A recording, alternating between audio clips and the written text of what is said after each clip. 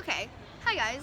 So something that's been a pretty significant part of my life for the past couple of weeks have been a book series, which, knowing me, is not very surprising because I'm a bibliophile. I love books. I have lots of books. I've read lots of books.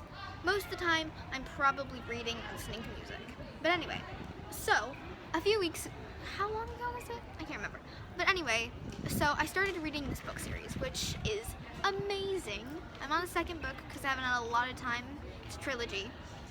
But I haven't had a lot of time to read it, which, because knowing me, it would probably only take me like a couple hours to finish one book. So it would probably take, so if I did it like a marathon binge read, I could totally finish it in less than a day. The whole series, not the book, because I could do that in less than a day. And I have done that before. But I tend to try not to do that, because then it's like, because then I get like really annoyed, like I need to move, I can't sit still for this long. I mean, I can, and like when I get immersed, I'm like, okay, don't touch me, don't talk to me, don't like look at me, don't think about me, I'm reading. I want to know what's happening, I need to know what's happening. But other times it's like, when I'm not like fully into it, I'm like, okay, I've been sitting down for a long time, I need to run around, I need to move, I need to go somewhere. But usually I'm the sort of person that can like sit down and read for several hours at a time with like no breaks, without like looking up, just like focus on my book. But anyway, what was I talking about? Oh yeah. But anyway, so this book series is amazing. I'm on the second book because I haven't had a lot of time, and it's called The Raven Cycle. The first book was called The Raven Boys, and a lot of you might know that, or I don't know. But anyway, it's called The Raven Boys, and now I'm on The Dream Thieves, which is book 2, and then the third book is The Raven King, but I'm not there yet. But it's so good, and it's such a good book series, and it's like it's not particularly long or anything, but it's so good. And I've just been like reading it, and like, this is so good, I love this. And yeah, and for me, I don't really relate to any of the characters that much, which is kind of weird.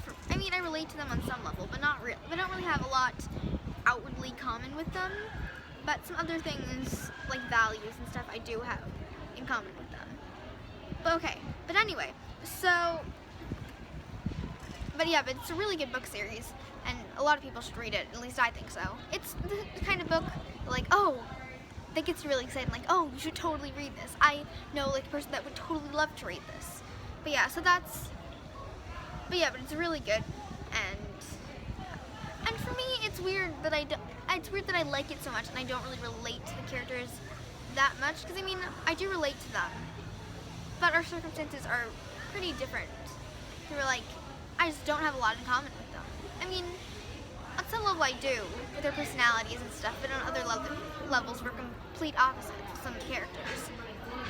But I think as I'm getting older, I've learned to appreciate characters that are different from me more than I used to. But anyway, and then I've gotten obsessed with a new musical recently. It's called Dear Evan Hansen, which is so good, and it's amazing, and I've listened to the soundtrack like a million times since last week, and it's so good. But anyway, so it's really great because it's like, I don't know, it's just really good, and you should check it out. I haven't seen it, but I've listened to the soundtrack a million times, and I've read the Wikipedia article about it, and I want to read the book.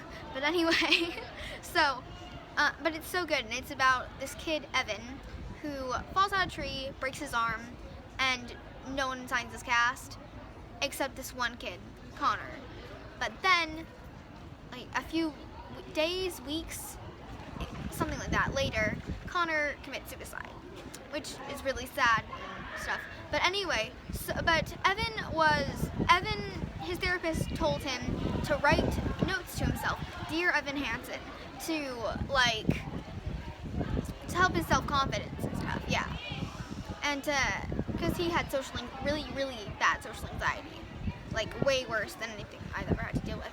But anyway, but he had like really bad social anxiety, and so he was printing it out, and Connor took it, and Connor found the page, took it, and and then Connor had it in his pocket when he died, and so his parents thought that Connor and Evan were friends, and Evan, being really socially awkward, he just let them think that, and so the whole play is about his spiral of lies, and like how the truth eventually comes out. But it's really good. And the main like female character, his name is Zoe.